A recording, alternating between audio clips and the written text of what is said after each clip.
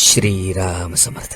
मला कुणाचे दुःख पाहवत नाही. पुष्कळ मंडळी यावीत, आलेल्याला खायला घालावे आणि भगवंताचे नाम घ्यावे. या 3 गोष्टी मला फार आवडतात. त्या जो करील त्याच्या हयातीत त्याला कधीही कमी पडणार नाही. जो माझ्या स्मरणात प्रपंच करतो त्याच्या प्रपंचात मी आहे. माझ्या माणसाने प्रपंचात हेळसाण केलेली मला आवडायची नाही. उलट इतरांच्या पेक्षा त्याने जास्त दक्षता दाखवली पाहिजे. कमी आहे त्याची काळजी न करता, जास्त असेल तर त्याविषयी ममत्व न ठेवता जो येईल तसा खर्च करतो तो मनुष्य ते सर्व मला देतो. मला विकत श्राद्ध घ्यायची सवय आहे.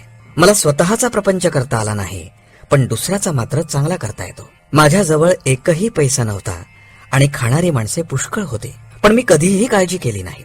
मी आजपर्यंत पैशासाठी कुणापुढे जीभ विटाळली नाही. उद्या जर कोणी 1 लाख रुपये माझ्या नकळत माझ्या उशाशी आणून ठेवले तर मी ते विष्ठेसारखे बाजूला सारीन आणि स्वतःच्या श्रमाने 4 आणे मिळवून पोट भरीन. मला आवडते की एक लंगोटी घालावी, मारुतीच्या देवळात राहावे, भिक्षा मागावी आणि अखंड नाम घ्यावे. हे करायला कोण तयार आहे? मी आपला नामाचा हट्ट कधी सोडला नाही. मी जरी जास्त गरिबांचाच आहे तरी मला प्रपंचात कधी दैन्यपणा आवडत नाही. दुसऱ्याकरता निस्वार्थीपणाने भीक मागण्याची मला कधीच लाज वाटली नाही. व्यवहार दृष्ट्या माझ्यामध्ये एकच दोष आहे की मला कुणाचे दुःख पाहवत नाही. माझ्यामध्ये प्रेमाशिवाय दुसरे काही सापडायचे नाही. माझ्यातले प्रेम काढले तर मग मी नाहीच. मला फक्त आईच्याच प्रेमाची कल्पना आहे. माझ्याकडे येणाऱ्या माणसाला माहेरी आल्यासारखे वाटले पाहिजे.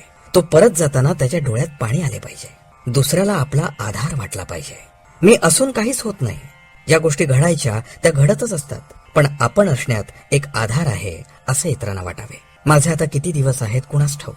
मी पुढे असो वा नसो, जे मी सुरुवातीला सांगितलं तेच मी शेवटीही सांगतो. तुम्ही कसेही असा, पण भगवंताच्या नामाला सोडू नका. रामरायाने तुम्हा सर्वांवर कृपा करावी ही माझी त्याला प्रार्थना आहे.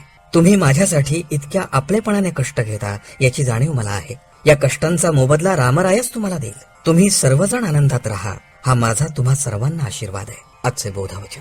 अत्यंत चिकाटीने संतांचा समागम करावा आणि त्यांच्या कृपेस पात्र व्हावे. जानकी जीवन स्मरण. जय जय राम.